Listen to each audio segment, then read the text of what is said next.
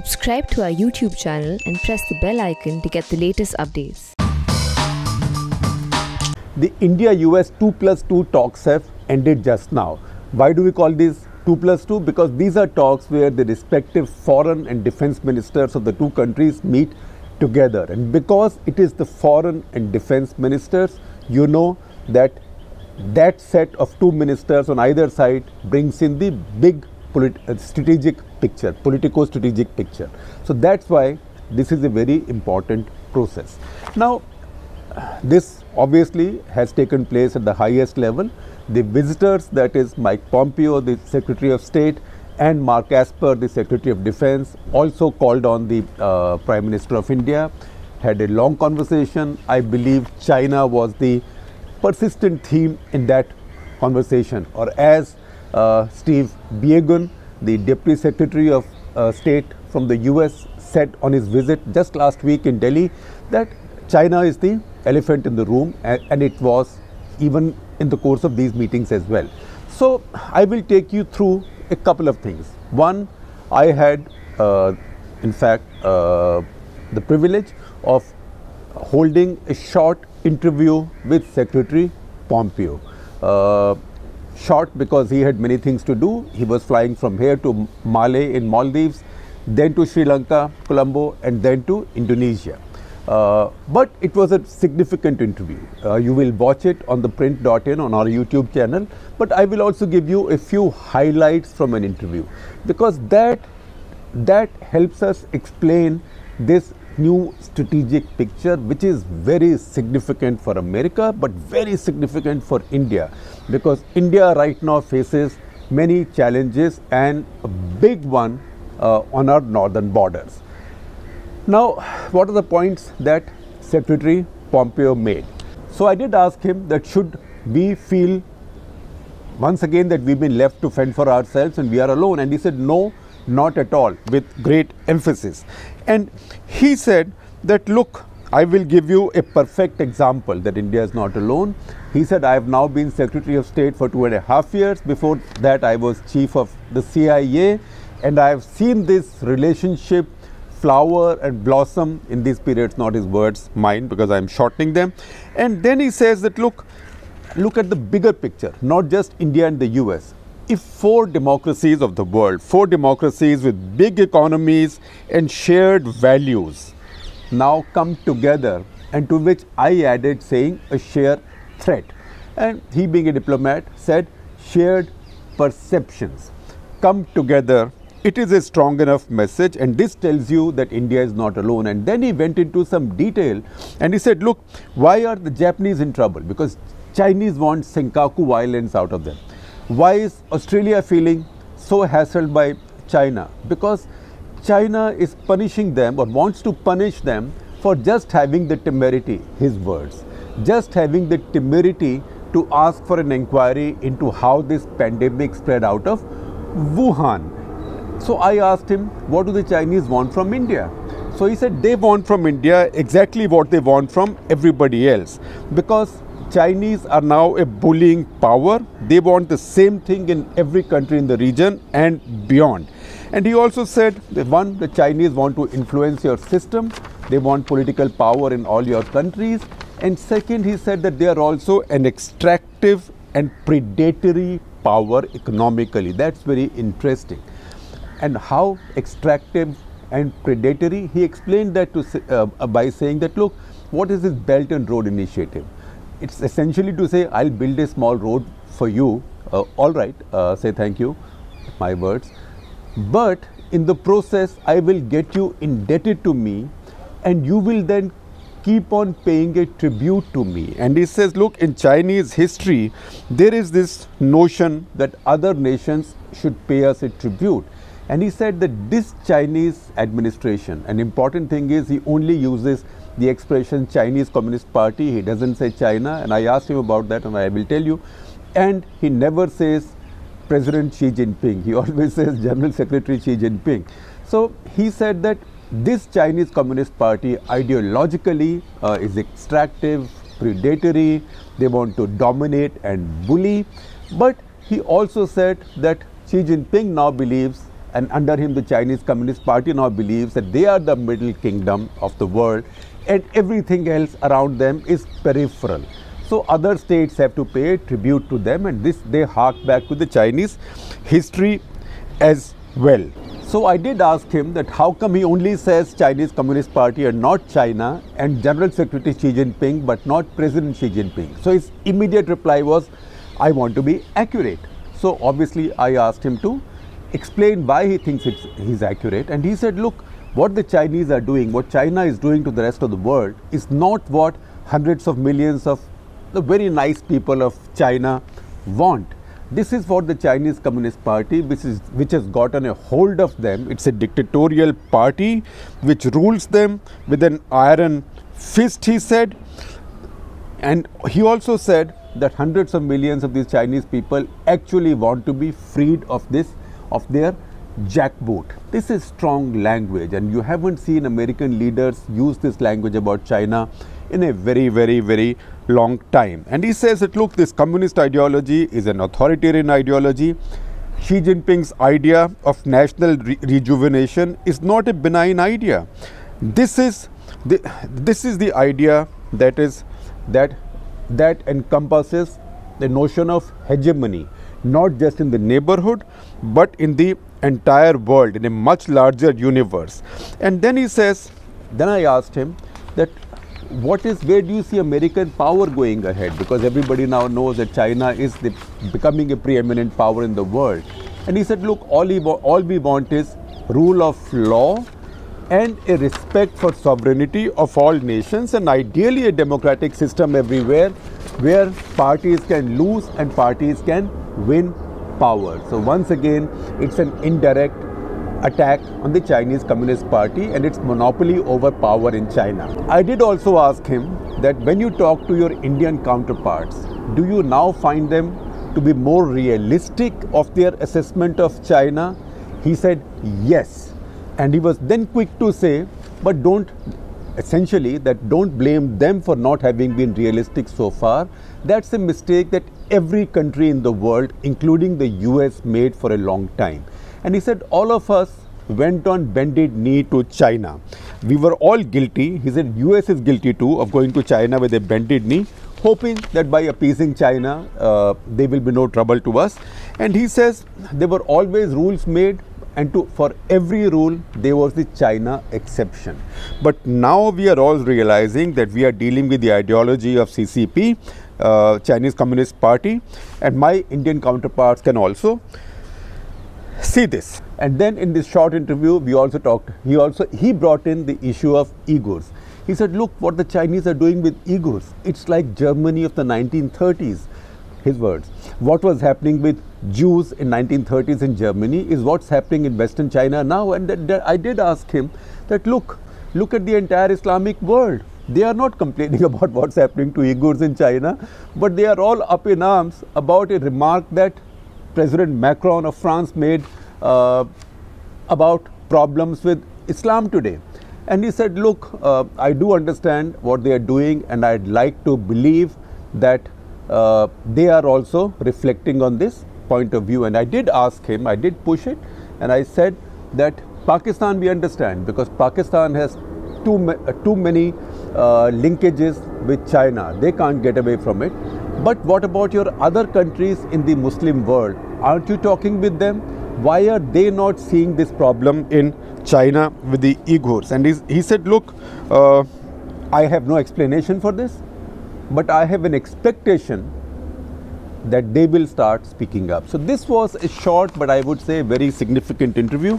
You can see stories based on it on the print.in, and you can see the whole interview on our YouTube channel. Now, having said that, let me also get into the alphabet soup of these abbreviations, because now India and America signed BECA, what is called as BECA, which is Basic Exchange and Cooperation Agreement. I can add two more words after that, for geospatial intelligence. You know, all strategic communities like abbreviations, whether they make any sense or not, or whether they rhyme or not. I think they should take help from Mr. Modi, who will give them nice rhyming abbreviations. This one at least is BECA, simple. I will come to some others which are not so simple. Now, what this means is that for the first time, India now has real-time access to satellite data from American resources. Geospatial is satellite. It's not just GPS data. It is data that aircraft need. It is data that missiles need. It's also data that missiles in flight need. So when you target a missile, it goes from point A to point B, which may be hundreds of miles or maybe thousands of miles away. At every stage, the missile needs guidance. Usually these missiles have inertial guidance systems.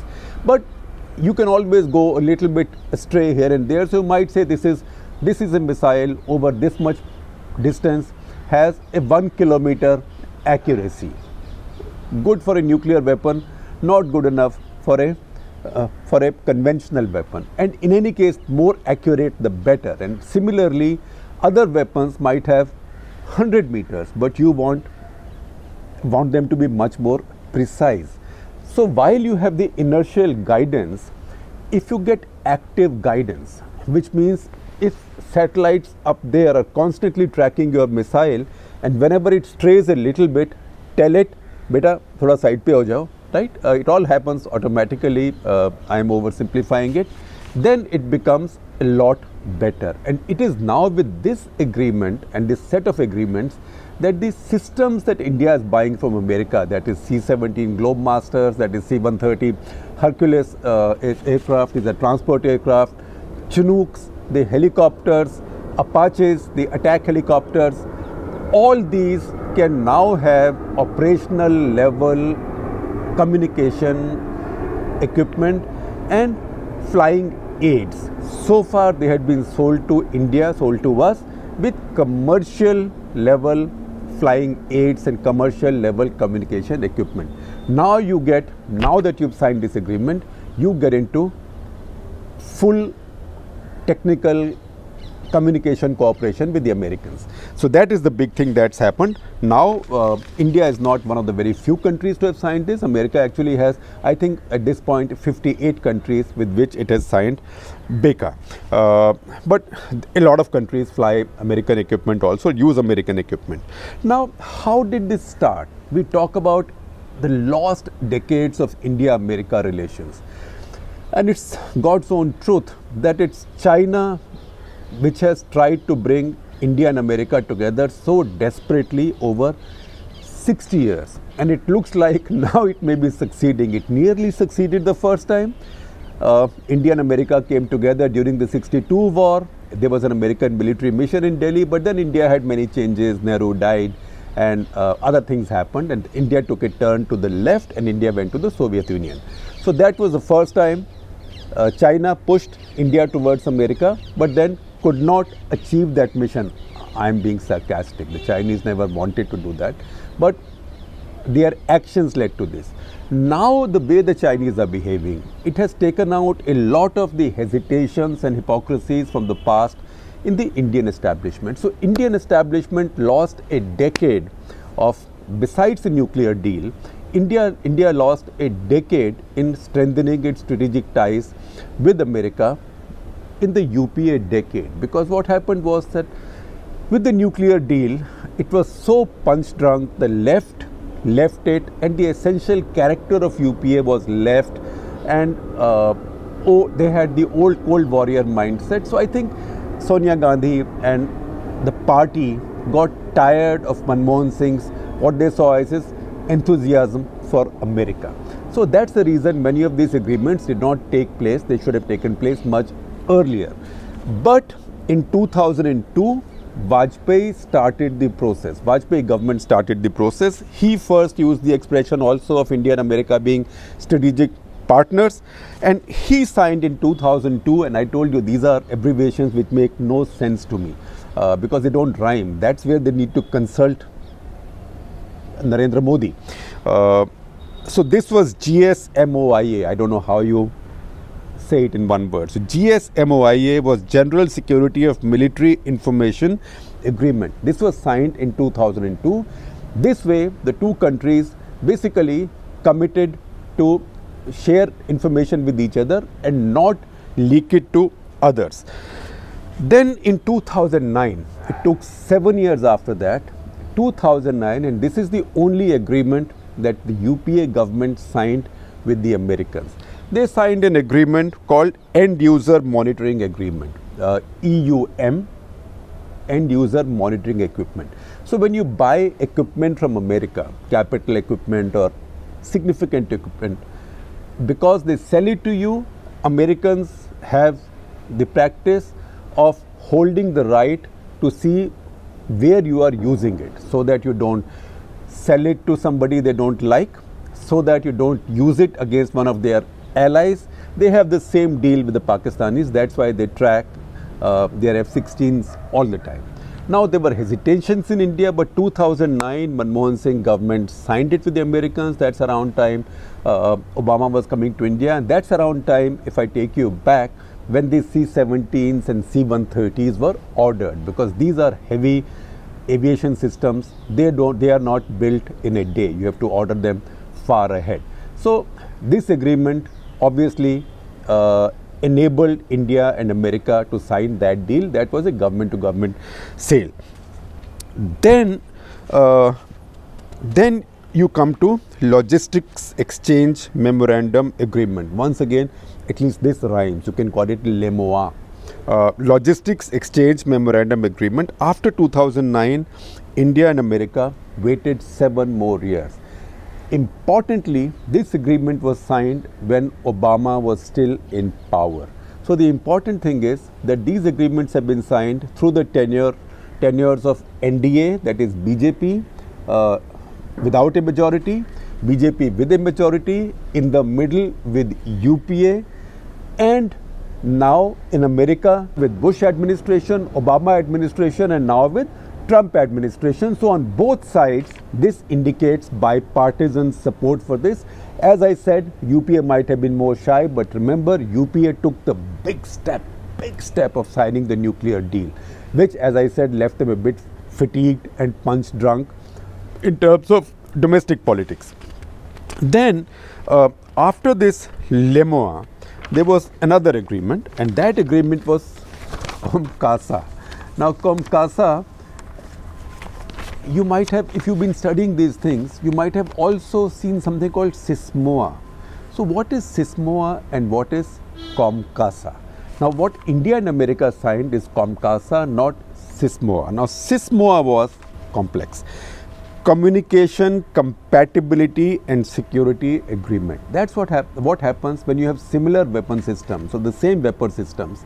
So this SISMOA was essential if India wanted to use American weapon systems well, and also for Indian and American forces to operate together for interoperability. So it was essential for India to sign an agreement like this, because this agreement then gives either side access to encrypted communications from both sides. Now for India to be able to use American equipment freely and to their full potential, and for the two defense forces to be able to have genuine interoperability, they needed this communication security, and they needed to be able to share the secure communication. But India had many concerns here, because India also has equipment from many other sources, especially Russia. Now 2/3 of Indian Air Force's aircraft are Russian. Bulk of the missiles are Russian. India is now buying S-400 missiles, which are top of the line surface to air missiles in the entire world, very high tech. Americans have great concerns about their technology and the Russian technology getting mixed up, or their technology leaking. So India wanted safeguards for itself also, because India also wants strategic and tactical autonomy at that level. So there were modifications, India-specific modifications made to SISMOA, which was called COMCASA. COMCASA was signed just the other day, just about a year back, 6 September 2019. So you've seen this flurry of agreements between 2016 and now 2020. 3 of these are what is called as foundational agreements in a defense relationship, and BECA today is one of those. So BECA, COMCASA and LEMOA, these are foundational agreements. What is LEMUR? You just read about LEMUR quite a bit recently because an American P-8 aircraft landed in Andamans at one of our air bases and refueled and got service there. This essentially means that our defense forces can use each other's facilities without any hesitation. Remember, in our country, it was a big deal that how can you let Americans or any other forces use your facilities? And it was Chandrasekhar with his very weak government in early 1991 during the Gulf War who allowed American aircraft traveling between Diego Garcia and the Gulf region to refuel in India. It was a brave act on his part, but that led to a political furor because that was so against this Indian temperament and Indian America phobia. This now shows you that all that is over. In fact, this agreement has been signed today. You haven't even seen a whisper of protest from any political party in India. And that is the distance that India and America have traveled in these 2 decades.